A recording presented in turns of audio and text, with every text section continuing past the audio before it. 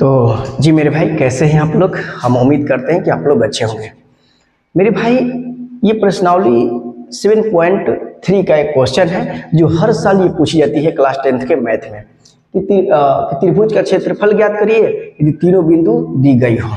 तो सबसे पहले मेरे भाई, ऐसा यदि क्वेश्चन आएगा, ये हर साल एग्जाम में पूछी जाती है। कोई ऐसा एग्जाम नहीं है क्लास 10th का जिसमें ये पूछी नहीं गई हो। कभी भी मेरे भाई ऐसा नहीं हुआ है। इस बार भी यानी 2027 में भी ये क्वेश्चन ही रहेगा। इस टाइप के कंसेप्ट आपको एग्जाम में दिया रहेगा, तो आप लोग देखिए और बनाइए कैसे। हम बताते हैं कि सबसे पहले आप क्या करिएगा, एक त्रिभुज बनाइएगा। त्रिभुज बना लीजिए, त्रिभुज बना लीजिए। ये ए और ये बी और ये सी। मेरे भाई, ए का नियामक दिया गया है 6 और कितना 4, बी का नियामक दिया गया है 8 और 5, और सी का नियामक दिया गया है 3 और 2।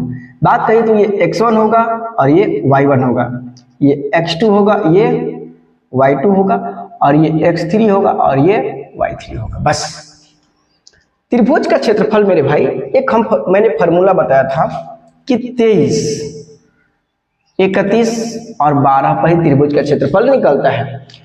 मेरे भाई, इसका मतलब यह हुआ ना कि ये y हुआ, ये क्या है, ये y है।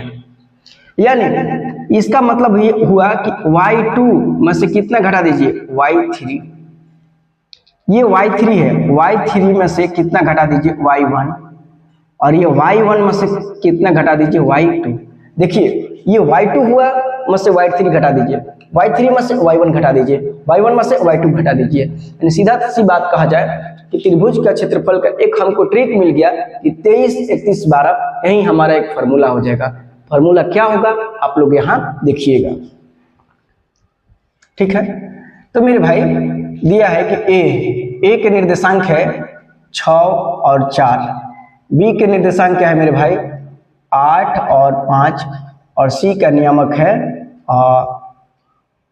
3 और 2। त्रिभुज का क्षेत्रफल यानी त्रिभुज का क्षेत्रफल मेरे भाई, क्षेत्रफल बराबर होता है, देखिए ये बोले थे ना कि 23, 31 और 12।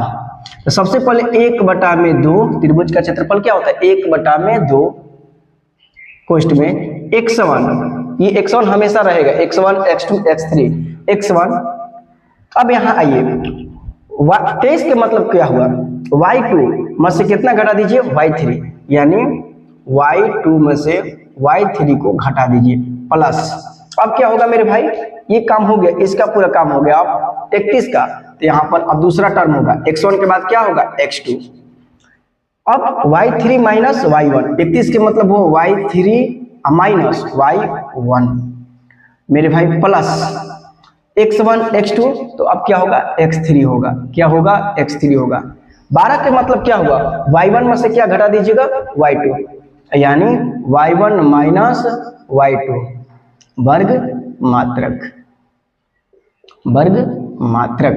ये हर साल एग्जाम में पूछी जाती है, तो आप इसी फार्मूला को याद रखिएगा कि 23, 31, 12, इसी ट्रिक से मेरे भाई आपका ये फार्मूला निकल के आ गया। देखिए, तो 23 का मतलब क्या हुआ, ये y2 माइनस y3। 31 के मतलब क्या हुआ, y3 माइनस y1। अब 12 का मतलब क्या हुआ, y1 माइनस y2। अब इसी पर रख दीजिए बराबर 1/2, तो 1/2। x1 के मान कितना है मेरे भाई, x1 के मान है 6, तो यहाँ पर 6 रखिए कोष्ठ में। y2 माइनस y3, y2 का मान कितना है, y2 का मान कितना है, यहाँ 5 है, तो आप 5 रख दीजिए। फॉर्मूला में है माइनस, तो माइनस। y3 का मान कितना है, y3 का मान 2 है, यहाँ पर 2 रख दीजिए, प्लस तो प्लस।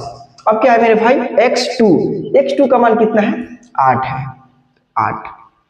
अब 31 के मतलब y3 माइनस y1, y3 का मान कितना है, 2 है, माइनस y1 का मान कितना है, 4 है, 4 रख दीजिए प्लस। अब कितना, x3 का मान कितना है, 3 है, और y1 माइनस y2, y1 का मान कितना है, 4 में से y2 का मान कितना है, ये 5।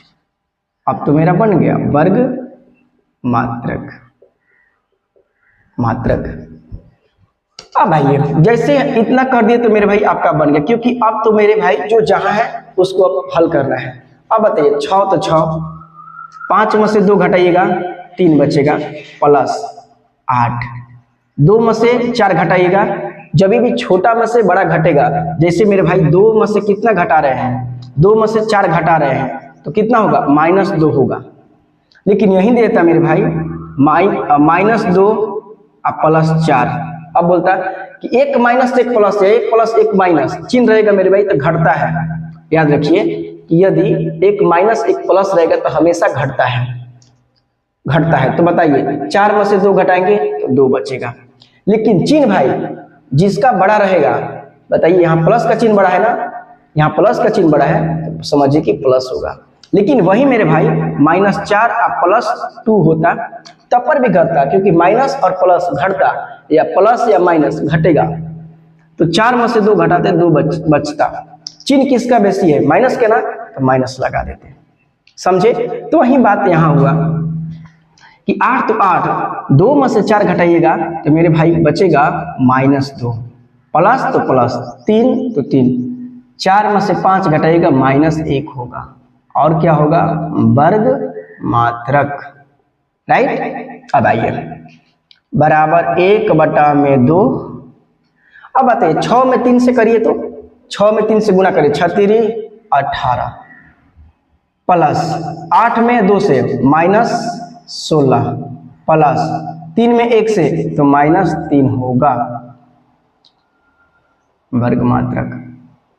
देखिए मेरे भाई ये भी माइनस में, ये भी माइनस में, तो जुटेगा। जैसे लिखा जाए कि -16 और -3, तो ये दोनों जुट जाएगा। चिन्ह एक जैसा है मेरे भाई तो जुटेगा, चिन्ह एक जैसा है तो हमेशा जुटेगा। देखिए -16 -3 तो 16 17 18 19, तो कितना होगा, 19 होगा। क्या होगा, 19 होगा। लेकिन चिन्ह मेरे भाई माइनस का होगा, चिन्ह मेरे भाई माइनस का होगा। क्यों, क्योंकि दोनों चिन्ह एक ही जैसा था। इसे कैसे बोला जाता था, 2 + 3, इसका मतलब +2 है तो 2 और 3 जोड़िएगा तो क्या होता था, 5, +5 लिखना जरूरी नहीं होता है। तो इसी तरह मेरे भाई -3 और -2 जोड़िएगा तो ये 5 होगा,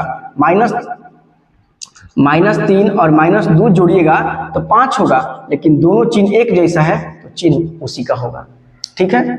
तो मेरा कहने का मतलब है कि 1/2 और ये 18 और ये जुटेगा, -16 और -3 जुटेगा तो 16 17 18 19, तो -19 हो जाएगा। क्या होगा, -19 होगा, वर्ग